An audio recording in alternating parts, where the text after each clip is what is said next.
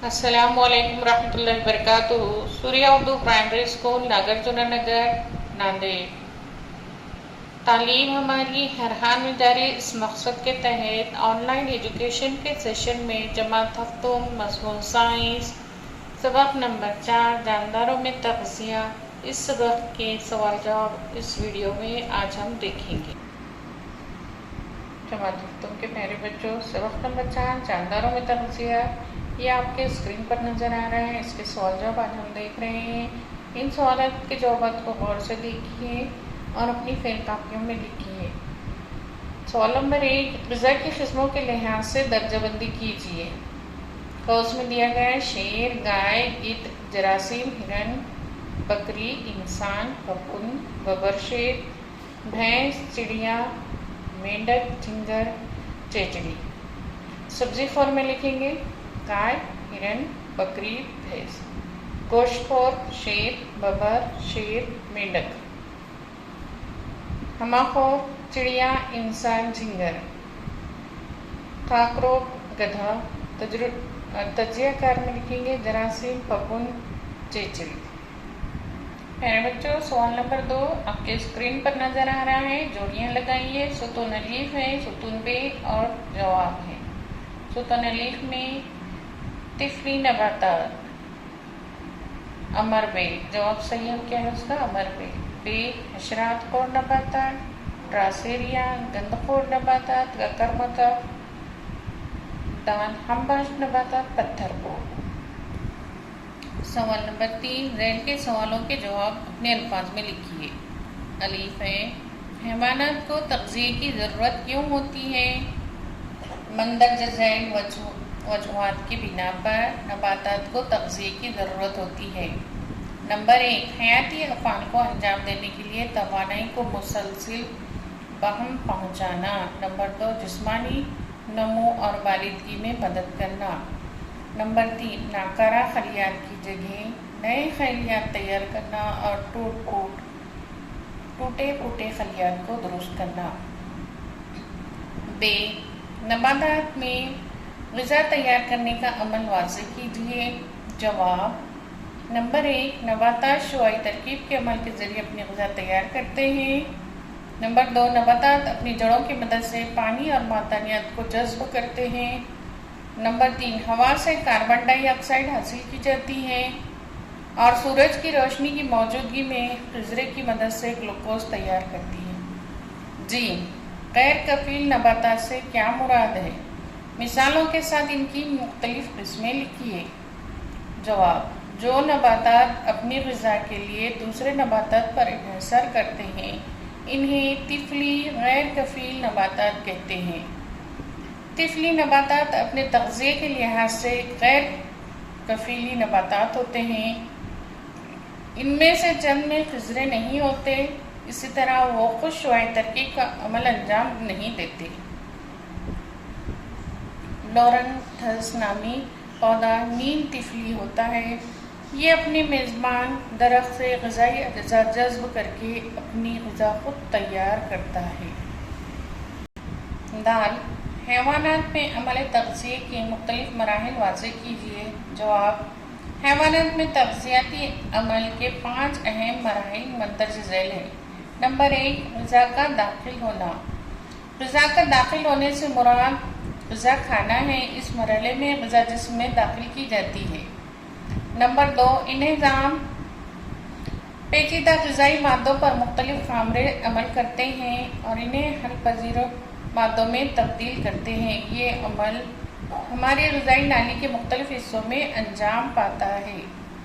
3، انتظام، اس مرحلے میں حل پذیر غذائی مادوں کو خون میں جذب کر لیا جاتا ہے۔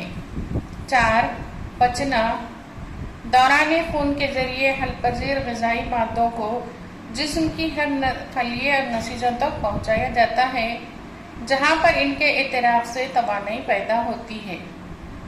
توانائی کے اخراج کے ساتھ ہی غذا کا پچنے کا عمل مکمل ہو جاتا ہے۔ 5، اخراج،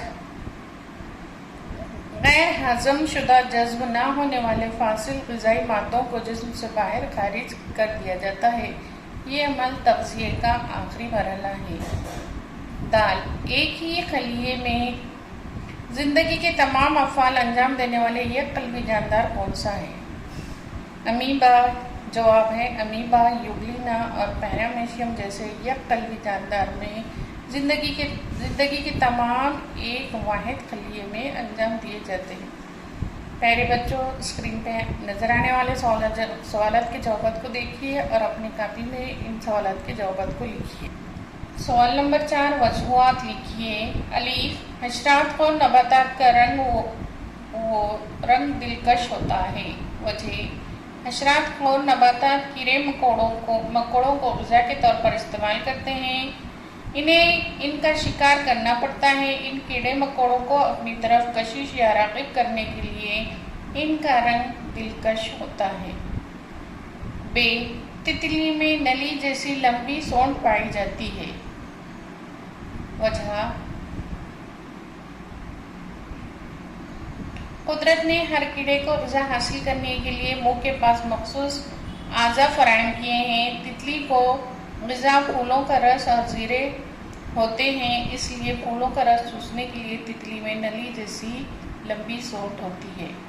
سوال نمبر 5، عمل تغذیہ، اس کی قسمیں اور نباتات و حیوانات کے تغذیے کے طریقے کے مطابق تسلسلی جدول تیار کیجیے۔ تغذیہ ہے نباتات اور حیوانات میں نباتات کا تغذیہ خود کفیل، ہمباش اور غیر کفیل میں ہوتا ہے۔ پھر خود کفیل کا ڈیوائڈیشن حشرات خور اور گند خور میں ہوتا ہے۔ حیوانات ہیں ہما حیوانی، گند خور اور طفلی ہیں۔ گند خور برو طفلی اور درو طفلی میں تقسیم ہوتے ہیں۔ پیارے بچوں، یہ تمام چیزوں کو غور سے دیکھنا ہے اور اپنی کاپیوں میں ان تمام چیزوں کو لکھنا ہے۔ سوال نمبر 6، غور کر کے ذیل کے سوالوں کے جواب لکھیے۔ ہم مختلف غذائیں گھر میں تیار کرتے ہیں، یعنی کیا ہم خود کفیل ہی ہیں؟ جواب آپ کی اسکرین پر نظر آ رہا ہے۔ اس جواب کو غور سے دیکھیے اور تمام جواب کو لکھنے کی کوشش کیجیے۔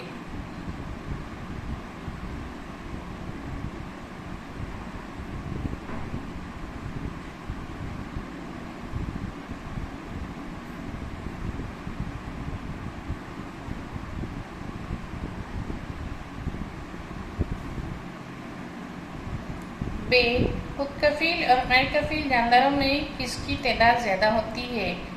بچوں، آپ کے اسکرین پر آپ کا جواب نظر آ رہا ہے، اس کو دیکھیے اور لکھنے کی کوشش کیجیے۔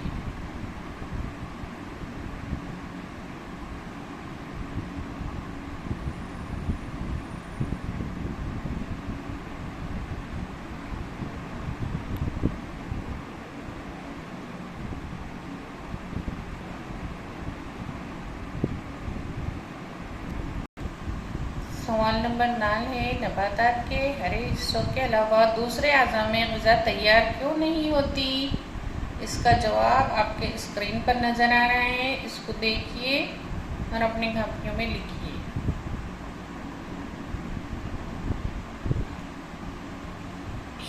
واو ہے، برون طفلی اور درون طفلی حیوانات کی وجہ سے کیا نقصانات ہوتے ہیں؟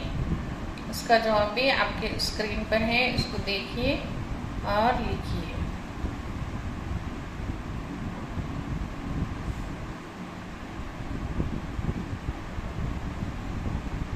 پیارے بچوں، اس طریقے سے ہم نے سبق نمبر 4 جانداروں میں تغذیہ، اس کے تمام سوال جواب کو ہمارے ویڈیو میں دیکھا۔ آئندہ ویڈیو میں پھر ملیں گے۔ ہمارے اسکول کا جو چینل ہے سوریہ اردو پرائمری اسکول، اس کو لائک کریں، شیئر کریں اور سبسکرائب کریں۔ آج کے ویڈیو میں اتنا ہی۔ اللہ حافظ۔